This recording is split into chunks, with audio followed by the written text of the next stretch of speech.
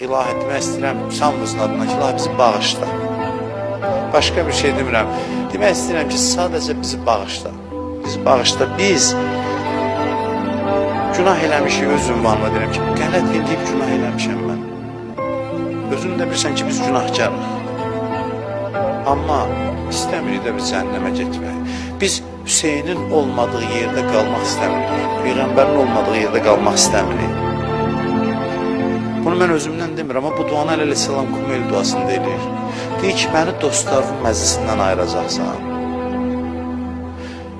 Eşidəcəm ki, orada məclis var Allah qatında, Peyğəmbər, İmam Hüseyin, Həzrət Əli, Allahın dostları oradadır, o məclisdədir. Mən də qalmışam cəhənnəmin içində.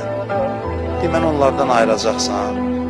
Məni düşmənlərimlə bir yerdə qərar verəcəksən. Mənim dediyim hamısı Həzrət Əlinin sözləri idi. Mən dünyada eşidəndə ki, bir yerdə Hüseyin məclisi var, ora getməyəndə ürəyim darıxırdı.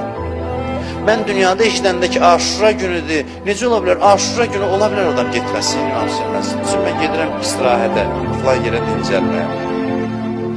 Mən dünyada sənin adın olan məclisdən qıraqda qala bilmirdim. Hüseyin, necə ola bilər ki, cənnətdə sənin məclisindən həmişəlik məhrum olum?